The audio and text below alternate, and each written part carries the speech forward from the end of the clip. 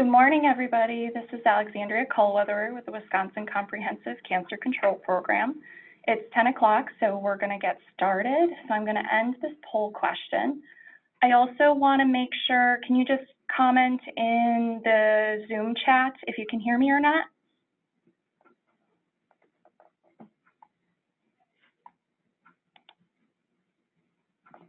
Perfect. Okay, I'm getting a few comments from people, so thank you.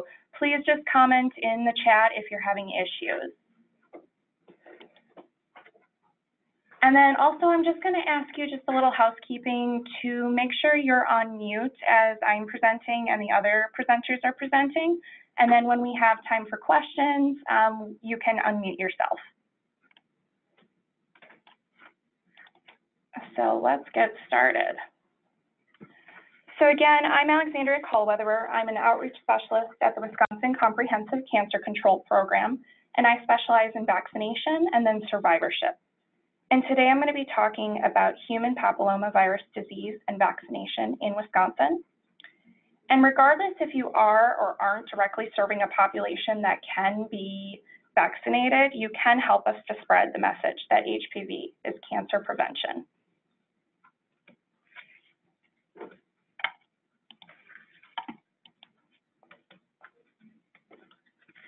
So what exactly is HPV? So HPVs are small double-stranded DNA viruses, and over 120 types have been identified. There are high-risk or oncogenic or cancer-causing, and then low-risk, non-oncogenic or non-cancer-causing. HPV infection is very common, and most people will be infected with at least one type of HPV at some point in their lives, and most will never know that they've ever been infected. In fact, HPV infections are the most common sexually transmitted infections in the United States. So, like I said, there are numerous HPV types. And for example, 82 out of 120 types have a predilection for cutaneous sites of infection, or the skin. These cause common hand and foot warts. Rather, our concern is the 40 or so types that affect mucosal tissues. HPV favors these mucosal tissues, which are the moist surface layers that line organs and parts of the body that open to the outside, such as the vagina, mouth, and throat. This is furthermore split into high-risk and low-risk types. Low-risk types, again, cause things such as warts, and high-risk cause cancer. HPV is transmitted by direct contact with an infected person. This can occur during any type of intimate sexual contact, including non-penetrative sexual activity, such as skin-to-skin contact. The good news, though, is that non-sexual transmission of genital HPV are rare. For example, it is rare for a woman to pass on the infection to a newborn infant during birth. So what does HPV cause? For many people, they are able to clear the HPV infection after about 1 to 2 years on their own. However, if it is not cleared, HPV can cause serious health issues. These include anogenital warts, recurrent respiratory papillomatosis, cervical cancer precursors, and 6 types of cancer. These 6 types of cancer include cervical, anal, vaginal, vulvar, penile, and oropharyngeal. And at this point in time, there is no way to determine who will be able to clear the infection on their own or who will develop clinical manifestations, or what a healthcare provider or patient would observe. That is why it is recommended that everyone should be vaccinated. To put this into perspective, almost 600 Wisconsinites are diagnosed with HPV-attributable cancers each year. This means that there are a dozen new cancer cases in Wisconsin every week that are attributable to HPV. And again, this is 6 types of cancer. However, cervical cancer is the most well-known link to HPV. HPV vaccine can prevent these cancers, protecting against 9 strains of HPV, which is something we will talk about in more detail later. So I'm going to be throwing a bit of cancer data at you, so please bear with me. All of this is from the Wisconsin Cancer Reporting System from 2012 to 2016. And throughout this presentation, I will be using age-adjusted data, which allows us to better compare populations. Basically, as people get older, their risk of disease and mortality increases. So we take that into account when we calculate the cancer incidence rates by using an age-adjusted population. Additionally, I want to point out two things about this data before I get started. Firstly, our cancer data for counties that border Minnesota are sometimes artificially low. This is because a lot of people may seek care in Minnesota, and currently most facilities in Minnesota do not share cancer data. Work is being done to remedy that, however. Additionally, I want to mention that the data collected for Hispanics population is most likely artificially low due to various factors that contribute to underreporting and misclassification. So how are we doing? Wisconsin has a cervical cancer rate of 6.56 per 100,000 women, which is actually slightly lower than the national average of 7.3 per 100,000 women. We can see here that counties in red have the highest rates of cervical cancer, and these are scattered throughout the state. Additionally, counties in yellow have the lowest rates of cervical cancer. Now, I want you to take a second to look at this data. Are you noticing anything? In Wisconsin, African American women have the highest incidence of cervical cancer at 11.88 per 100,000.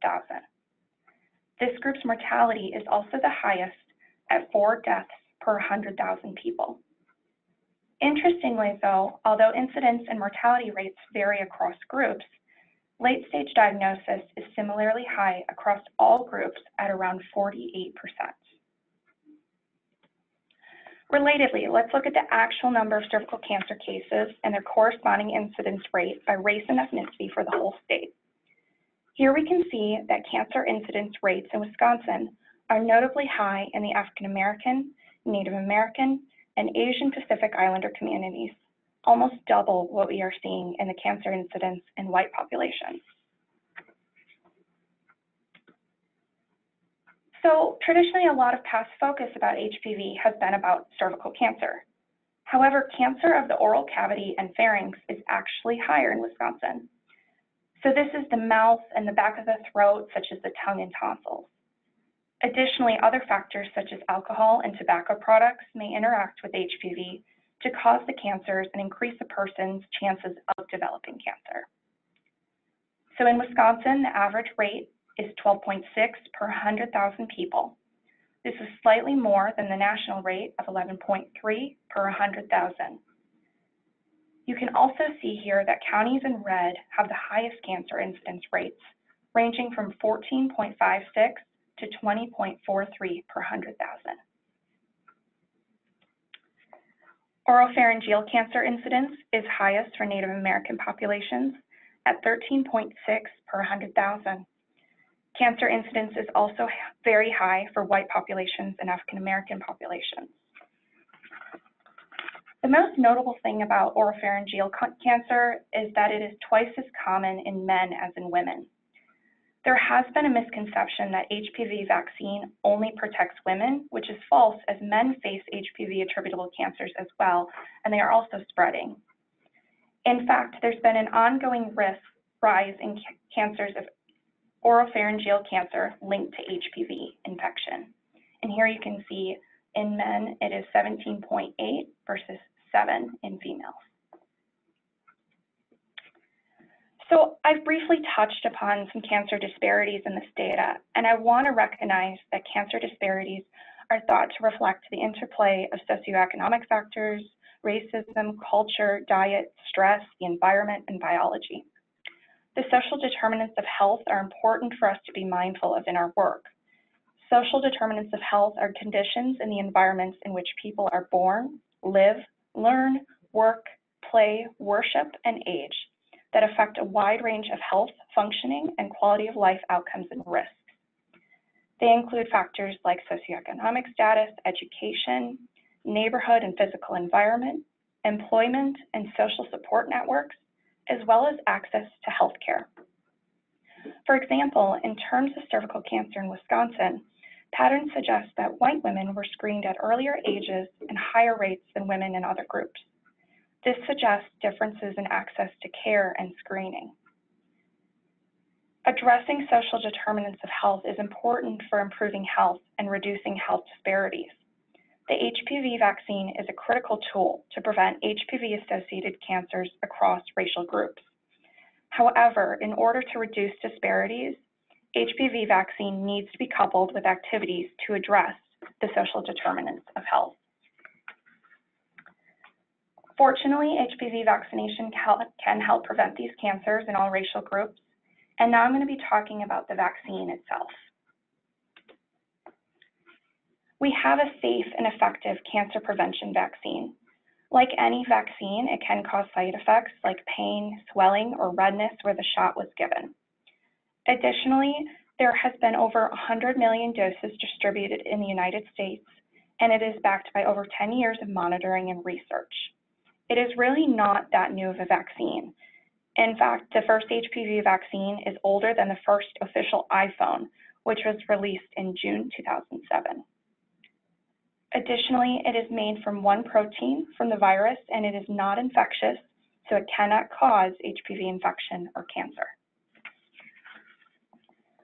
Gardasil 9 is the current vaccine that protects against 9 HPV types, which replaced the 4-valent vaccine in 2014.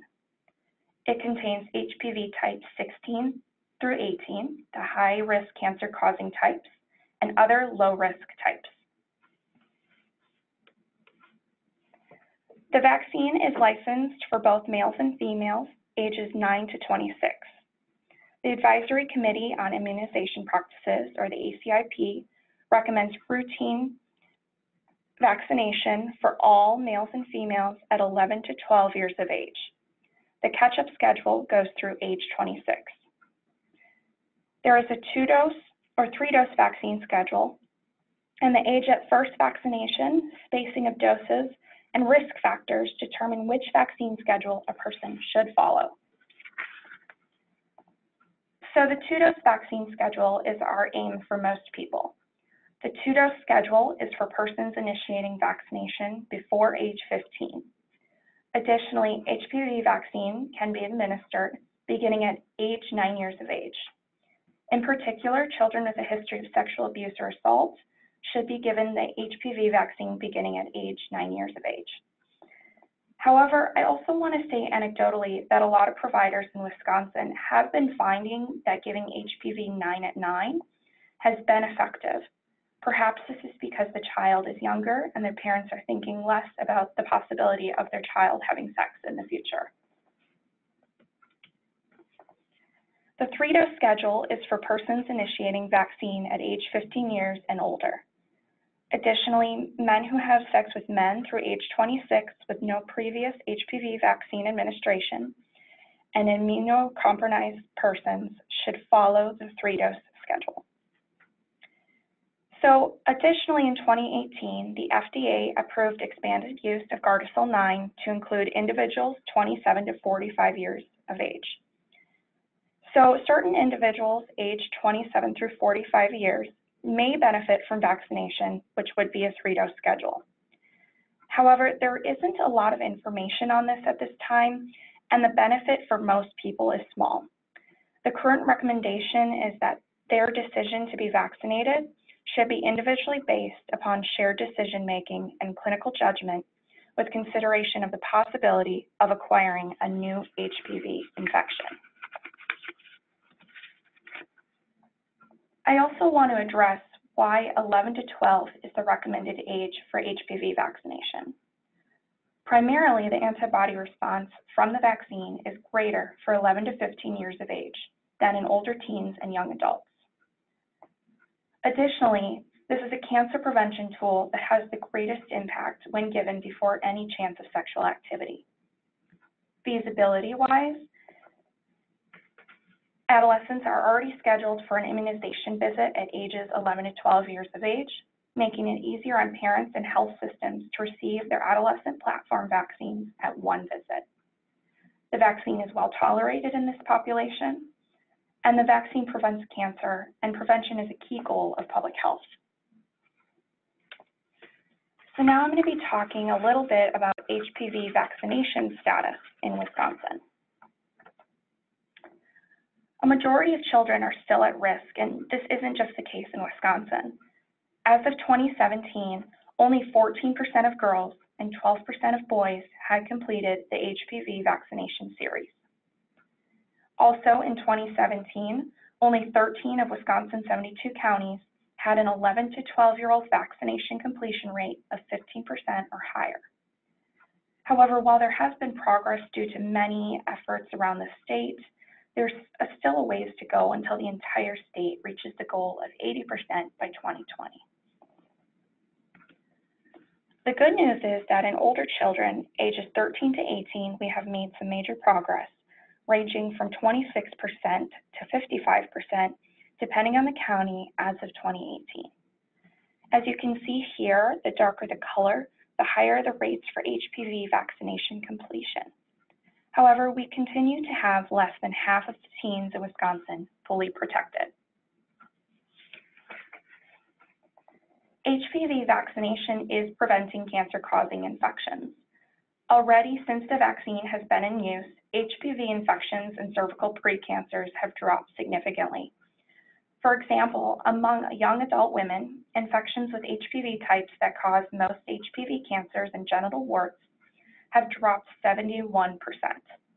Furthermore, countries such as Australia and Scotland, who implemented robust immunization programs, have seen a dramatic drop in cervical disease in later life. Also, it appears there is some herd protection as less infections are occurring even in those who are not vaccinated. In summary, HPV vaccine is cancer prevention. We have a safe and effective vaccine that can prevent 6 cancers and genital warts. Both boys and girls should be vaccinated for HPV at ages 11 to 12 to protect against cancers caused by the virus. HPV vaccination is most effective when given at this age. Of the HPV attributable cancers, only cervical cancer is routinely screened for, and often cervical cancer is still being diagnosed at a later stage. Screening alone won't protect people from most HPV cancers. Additionally, oropharyngeal cancers are a majority of HPV-related cancers. Therefore, preventing infections that can lead to other cancers is a priority. So I hope that this has given you a brief update on how we're doing HPV attributable cancer-wise in Wisconsin. So what are the takeaways from today? Regardless if you administer vaccines or not, you can help us to focus on the message that HPV vaccine is cancer prevention, and that cancer can be prevented in both boys and girls. Routinely monitor your HPV immunization rates and share with staff. Additionally, offer all vaccines of the adolescent platform in a routine bundle. This is often called same way, same day. You can say, now that your son is 11, he is due for vaccinations today to help protect him from meningitis, HPV cancers, and whooping cough. Do you have any questions? Learn how to answer parents' questions and concerns. Questions don't necessarily need to be a bad thing. And this is one resource that I've included on the slide, but there are many resources that can help you with this. Participate in immunization quality improvement for providers or IQIP services provided by the Wisconsin Immunization Program. Advocate for gender-neutral vaccination. Both males and females benefit from the HPV vaccine. Remove the stigma. Talk about how you were vaccinated or you vaccinated your child, etc. Normalize HPV vaccination in everyday messaging. And then most importantly, focus on cancer prevention, not sex. So I can take a few questions now before we get into our member spotlights. I also want you to know that always feel free to contact me if you ever have any questions or ideas. And we also have a really great website with resources and fact sheets, and the link is here. So I will open it up for questions now. Thank you.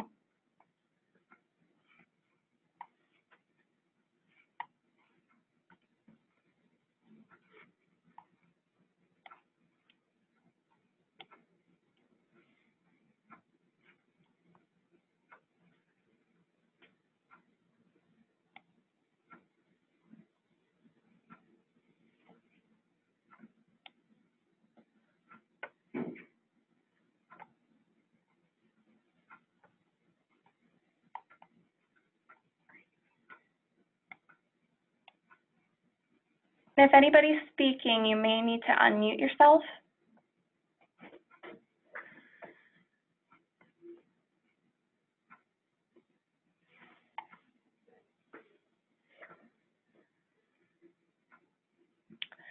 Okay, so I see a question in the chat box. Is there a difference in antibody response at ages 9 versus 11? And current studies are not noticing a difference in this antibody response. And really, we want this before any sexual contact, so this can be very beneficial at that age as well.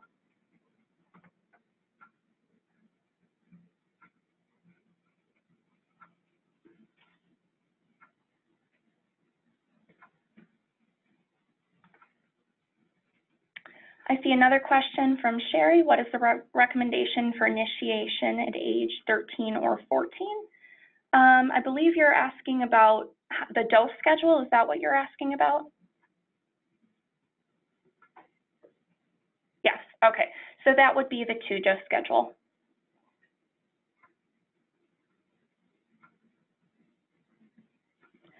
And then I see a question from Alex. Do you have any recommendations on how to address common myths surrounding the HPV vaccinations? And there are many resources from the CDC about addressing myths and just misinformation that particularly pertain with HPV vaccination.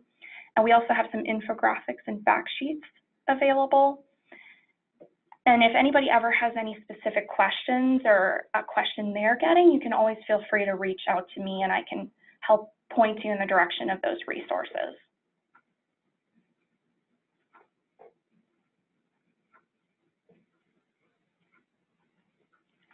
And then I see a question from Noelle. Do we have any materials for teens who want to get vaccinated themselves? Currently, we do not have those resources, but that is a great idea. Other places may have resources such as that. And I'll make note of that. Thank you, Jennifer.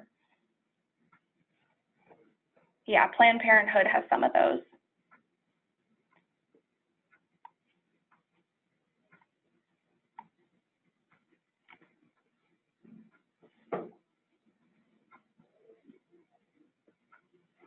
Thank you. And Jennifer's saying that Planned Parenthood has those. They are allowed to receive care there at age 15.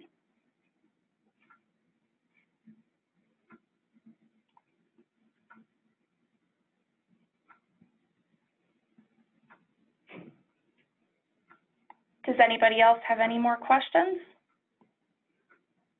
Or any success stories they want to share with HPV vaccination and their health systems or facilities?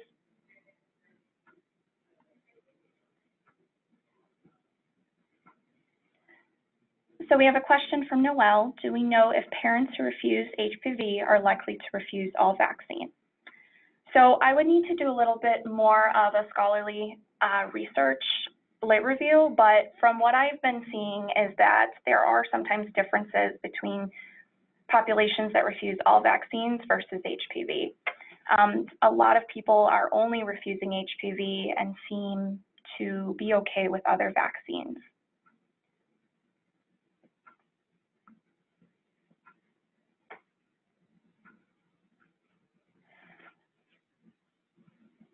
And then a question from Sherry, are there any schools doing HPV vaccination? If so, ideas on how to get that started. So we are going to be having a guest speaker from Advocate Aurora Health who will be talking about some HPV education. However, I don't believe they're doing vaccination services in that area.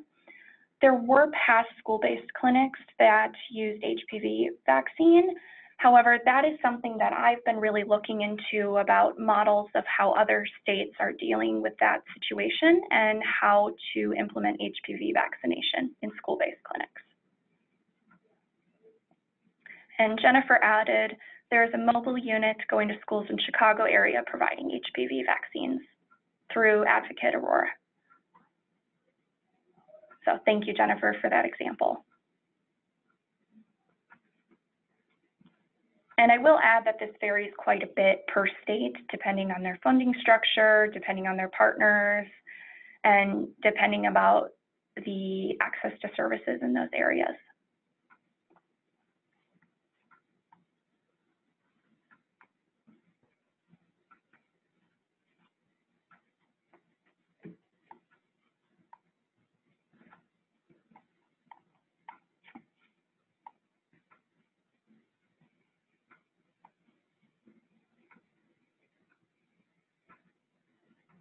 And then in case you haven't seen the chat, Jennifer said that they're partnered through a few organizations, but the main one is Ronald McDonald Foundation, and they provide more than just HPV vaccines as well.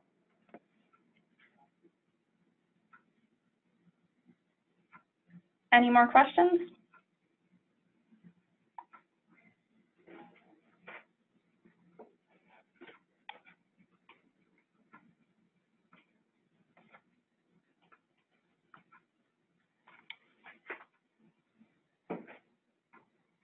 Okay, so we can have some questions at the end as well, but I want to take a few moments to share what some of our Cancer Council members are currently doing. Also, I encourage you to please let us know if you're doing something that you would like us to feature. We would love to share the work you're doing and your successes. And today we're going to be looking at Marshfield Clinic and then Advocate Aurora Health. So first up, we are going to have Marshfield Clinic. And then Dr. Huang McLean, are you on the line? I'm going to ask you to unmute yourself.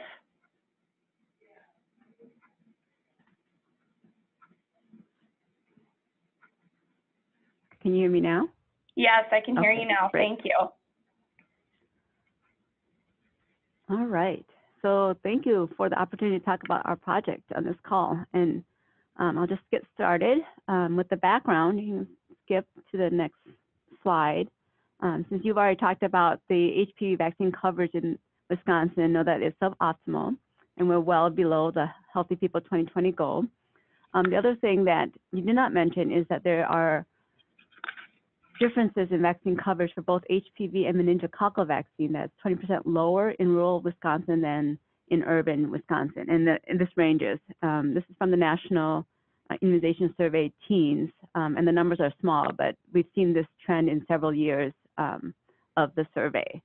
And so CDC put out a call for this project to look at rural disparities in rural populations, or vaccine coverage disparity in rural versus urban populations. And because Marshfield Clinic serves predominantly a rural population that covers 32 counties in Wisconsin, 70% of which are rural, we were an ideal institution to try to understand this disparity. So next slide.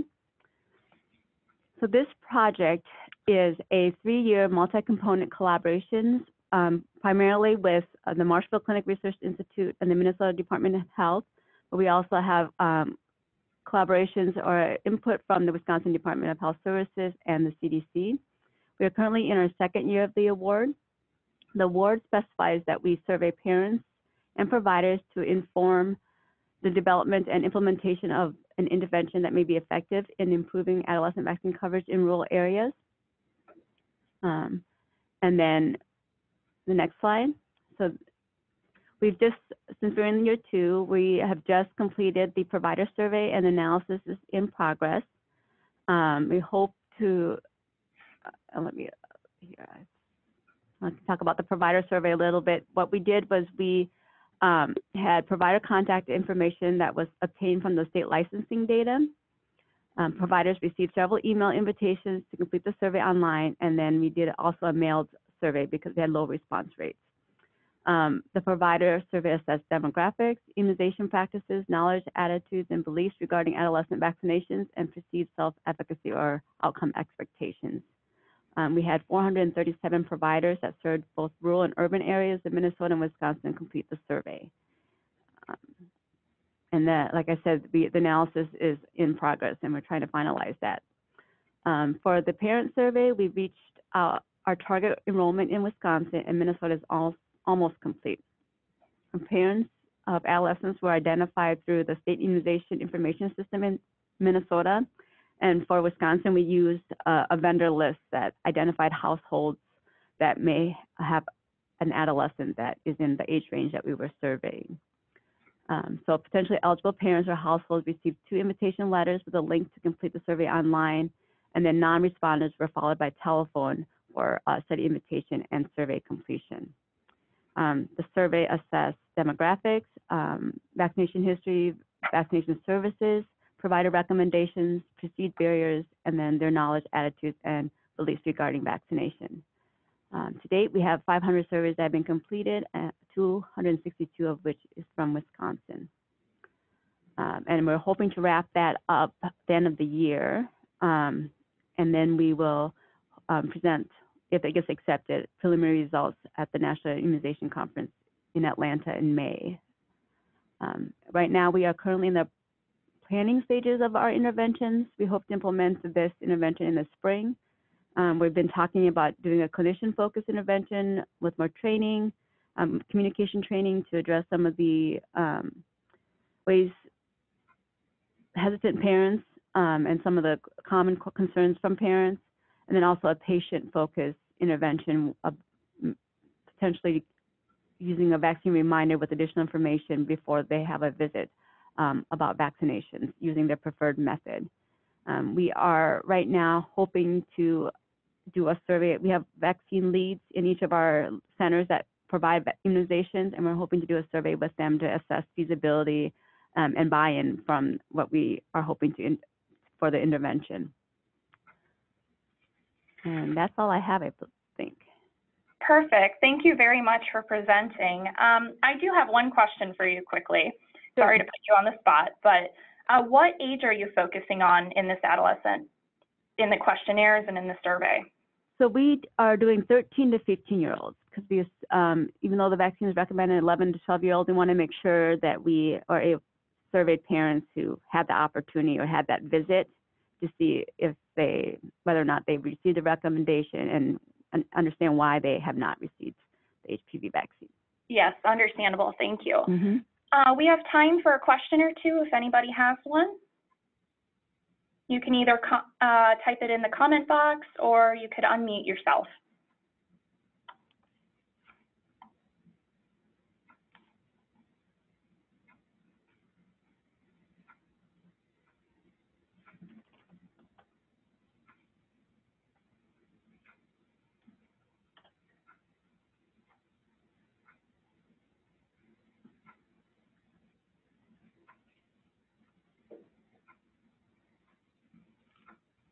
Okay, I'm not seeing anything right now, but oh, yep, something popped up.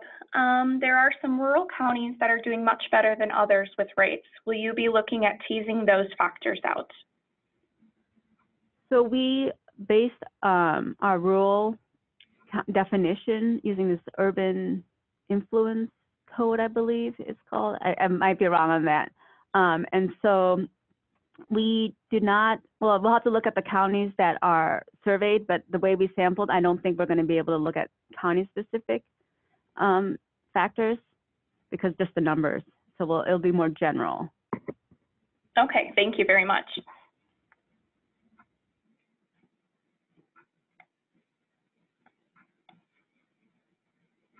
Okay, well, thank you very much for presenting. I know I'm personally really excited to see the results of this study and then also the intervention. So thank you for sharing.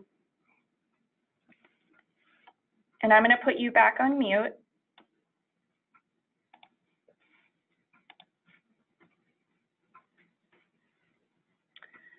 Okay, so now we are going to talk about HPV education lessons in Milwaukee Public Schools. And we have Jennifer Balistrari to speak more about their work at Advocate Aurora Healthcare. So you can unmute yourself, Jennifer.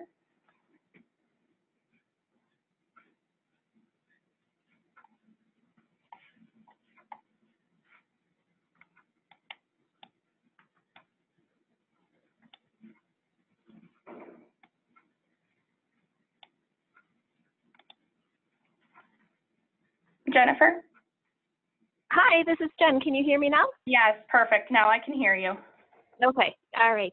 I just wanted to one thing from the initial introduction information in regards to the HPV vaccination up to age 45. Now there are insurance companies that are effectively covering it as well. United Healthcare and some Blue Cross Blue Shield are two of the major ones. And a lot of the smaller entities kind of look to them to see what they're covering or not in regards to guidelines. So that's really good news for those ages 26 to 45 who are still able to get that vaccine. It is going to be a covered benefit in 2020. Thank you for sharing that. That's really important news for us to know. Yeah, so moving forward then, just to talk a little bit about our HPV education lessons in Milwaukee Public Schools, you can go to the next slide. So to give the folks a little bit of context, we have started this program in 2016, and it is still running today. Actually, last week was our last presentations for 2019, and we will be going back into schools again in the spring semester. But the way that we formed this is we did a little bit of a needs assessment in the urban areas and created a theory of change to kind of figure out how can we address the students themselves if their parents are not able or guardians aren't able to make decisions for them. How can we have them advocate for themselves for their own health? So our hypothesis was if we provide HPV education to children ages 13 to 17 within that urban population, we'd be able to impact the self-reported HPV vaccination rate, increase knowledge of HPV contraction, and then impact decisions on safe sex behaviors. I just want to note that the key part of self-reported HPV vaccination rate is important. We couldn't go from school to school and say, okay, we were at Riverside University High School last semester, and now this semester, that same age group is reporting via public health records that this many students were able to get their vaccination rates. The MPS school system, for those that aren't familiar with Milwaukee, is very transient. So a student that goes to Riverside in the fall may end up at another school in the spring. So we couldn't do it school by school. We had to do it self-reported by when we interact with students. So I just wanted to cover that question. We've gotten that in the past. So the way that we present our education program is that it's within the freshman high school health classes, and it is a formal lecture. We have a nurse practitioner and myself who go into the health class settings. We provide information, photos, opportunities for students to write down questions anonymously so that they can ask their true questions without peer judgments or bullying. And then we also evaluate our students' pre and post education. We do, again, ask for that self-reporting in regards to who's been vaccinated, and we do also leave that a little bit ambiguous for the unsure, because some students, you know, they get a lot of those sports vaccines or whatever it might be, or they may have gotten it when they were 9 or 10 and don't really know what types of shots they're getting.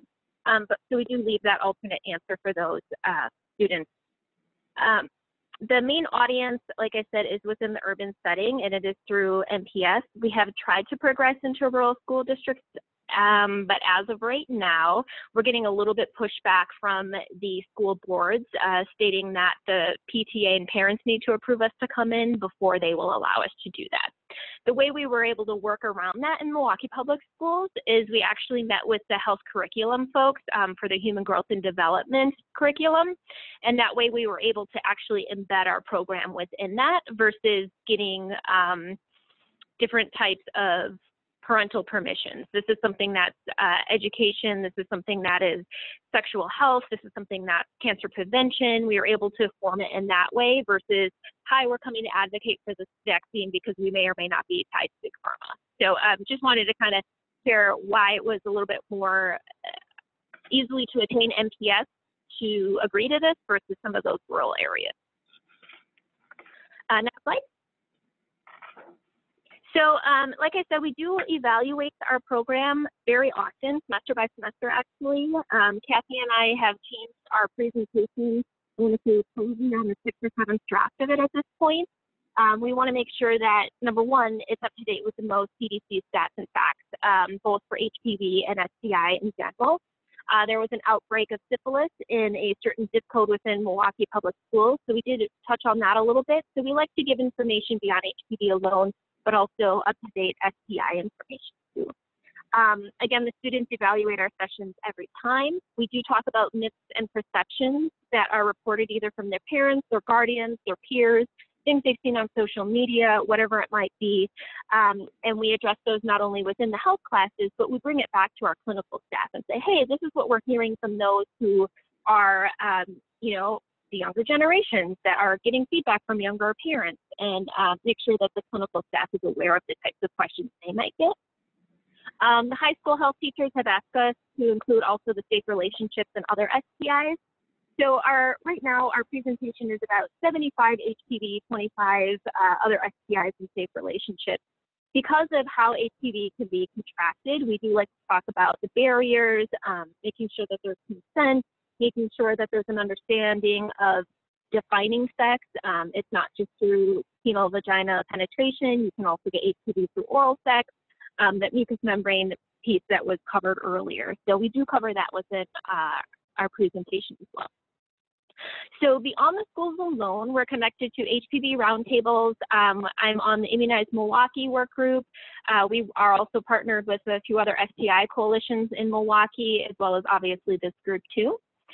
We connect very often, monthly, if not bi-monthly, with our Gardasil Merck rep for updates.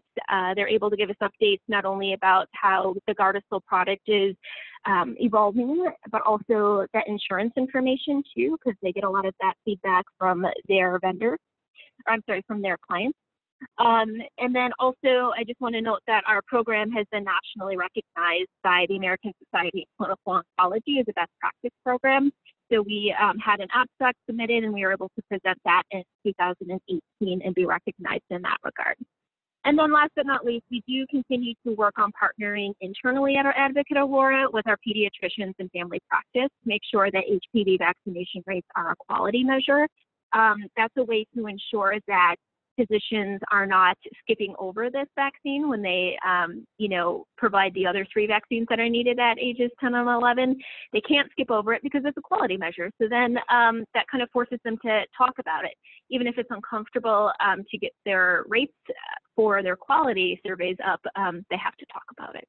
So I know I speak very fast. So if anybody has any questions, I'm happy to take them.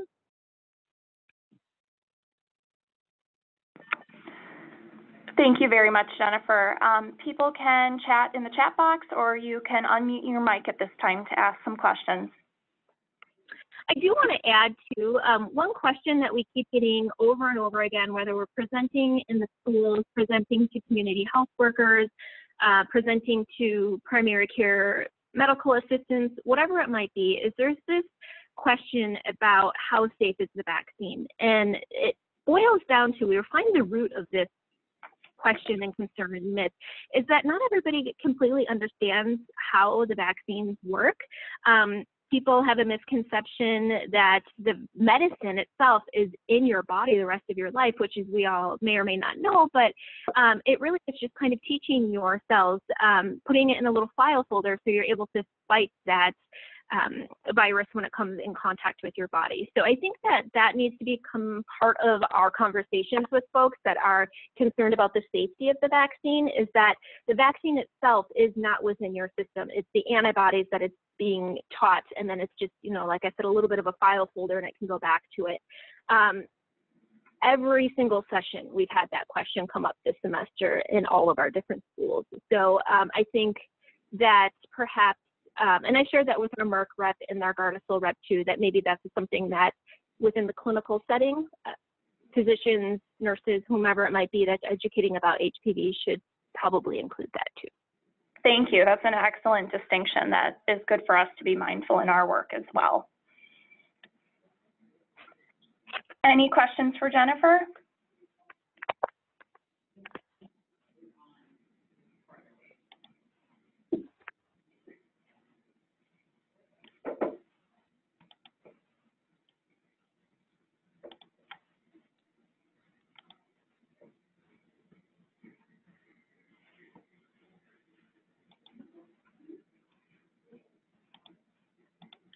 Okay. Well, thank you very much, Jennifer. I really appreciate it, and I love that you got to showcase the great work that you are doing. So thank you very much. So at this time, I have another polling question for everybody that I'd like you to answer. And then if anybody has any other questions about any part of the presentation or any of our member spotlights, please let us know. You can either write it in the chat box or unmute your mic.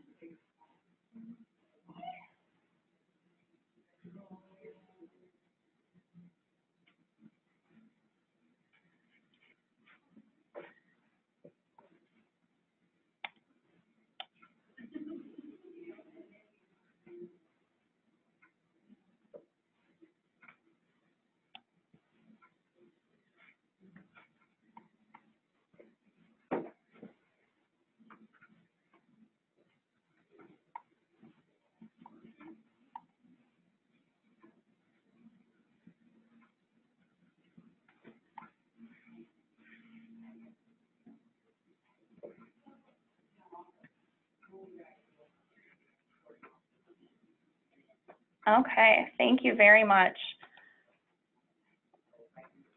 Okay, any other final questions?